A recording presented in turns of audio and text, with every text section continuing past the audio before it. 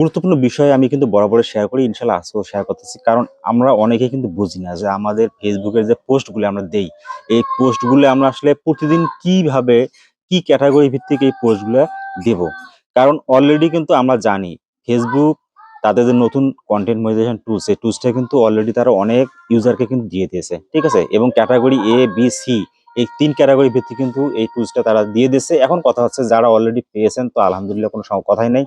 এবং যারা এখন পর্যন্ত এর আওতায় আসতে পারে নাই বা এখন পর্যন্ত পান নাই, তারা কিন্তু আমরা কি করতেছি প্রতিনিয়ত কিন্তু কাজ করে যাচ্ছি। এখন কথা হচ্ছে প্রতিনিয়ত যে আমরা তো কাজ করতেছি, বারবার কিন্তু অন্যান্য ইউজাররা আমাদেরকে বলে দিচ্ছে যে আপনার পোস্টগুলো অবশ্যই সব ধরনের আইটেম এখানে টাচ থাকতে হবে। আপনি লং ভিডিও দেবেন, শর্ট ভিডিও দেবেন, টেক্সট আকারে পোস্ট দেবেন, তারপরে আপনি পিকচার আপলোড করবেন, স্টোরি দেবেন, এইরকম এভরিথিং আপনি সবগুলো আইটেমে এখানে ইমপ্লিমেন্ট করবেন। এখন কথা হচ্ছে এখন অনেকে মনে একটা প্রশ্ন জাগে যে আপনারা টাইম টু টাইম আসলে কিভাবে এগুলো কাজ করবেন।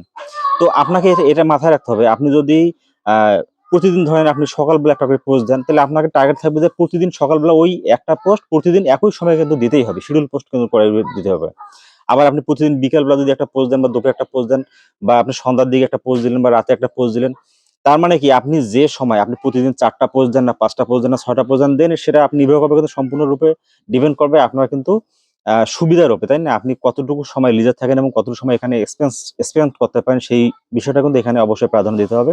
তার উপর ভিত্তি করে বা বেসিস করে কিন্তু আপনাকে এই শিডিউলটা মেইনটেইন করতে হবে। এখন এই শিডিউলটা এমনভাবে আপনি মেইনটেইন করবেন যাতে প্রতিদিন মোটামুটিভাবে আপনার টেক্সট আকারে পোস্ট বা ফটোস যে বিষয়টা রয়েছে, শর্ট ভিডিও যে বিষয়টা রয়েছে, লং ভিডিও যে বিষয়টা রয়েছে, এগুলো যেন প্রতিদিনই যেন মোটামুটিভাবে টাচ থাকে। আরেকটা বিষয় আমি আপনাদেরকে বলব, আপনারা যদি বেশি, বেশি করে রিচ এনগেজমেন্ট যদি আনতে চান, এখানে কিন্তু সবচেয়ে বেশি যেটা অর্থাৎ এটার কোনো বিকল্প নেই, সেটা হচ্ছে আপনার অ্যাডস অন রিলস এবং ফটোস। ঠিক আছে? কারণ অ্যাডস অন রিলস এবং ফটোসের মধ্যে কিন্তু সবচেয়ে বেশি রিচ এবং এনগেজমেন্ট চলে আসে। তো বন্ধুরা আমি যে বিষয়টা আপনাদের বলতে চাচ্ছি সেটা হচ্ছে আপনার ফেসবুক আইডির মধ্যে আপনি সেটা পেজ ইউজ করেন আর প্রোফাইল ইউজ করেন সেটা কিন্তু বড় বিষয় নয়। আপনার আইডি হলেই হলো। এখন কথা হচ্ছে আপনার আইডিতে আপনি বেশি পরিমাণে রিচ এনগেজমেন্ট হওয়ার জন্য আপনাকে অবশ্যই বেশি, বেশি করে এখানে পোস্ট করতে হবে, ইনভলভ হতে হবে। আর সবচেয়ে বড় কথা আছে আমরা কিন্তু অনেক সময় অন্যের যখন পোস্টগুলো দেখি আমরা কিন্তু অনেক সময় ওখানে সময় কম দেই। ঠিক আছে? এটা কিন্তু করা যাবে না। প্রতিনিয়ত আপনাকে এই কাজটা করতে হবে। আপনি নিজের আইডিতে যতটুকু সময় দেবেন পাশাপাশি কিন্তু আপনার অন্যের আইডিতেও কিন্তু ঠিক তার চেয়ে বেশি সময় দিতে হবে। আপনি যত বেশি অন্যের আইডিতে এনগেজমেন্ট হবেন অর্থাৎ এনগেজ হবেন এবং আপনি বেশি লাইক, কমেন্ট, শেয়ারের সাথে যুক্ত থাকবেন, তত দেখা যাবে ওই আইডির যে ফলোয়াররা রয়েছে তারা কিন্তু উইলিংলি কি হবে আপনার আইডিতে চলে আসবে এবং আপনারা কিন্তু সাথে দেখা গেছে তারা সংযুক্ত হওয়ার চেষ্টা করবে এবং এই ক্ষেত্রে কিন্তু আপনার রিচ এনগেজমেন্ট অনেকটা বেশি বেড়ে যাবে।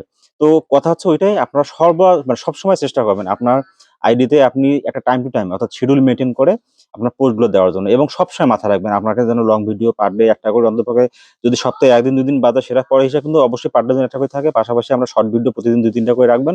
আপনি পিকচার আপলোড দিবেন, টেক্সট আকারে পোস্ট দিবেন, স্টোরি দিবেন। আর ঠিক আছে মোটামুটি আপনি সবগুলো যদি আইটেম এখানে টাচ করেন তাহলে আমার বিশ্বাস ফেসবুক আপনাকে সোনার হরিণ যেটা কনটেন্ট মনিটাইজেশন টুলস অতি দ্রুত দিয়ে যাবে।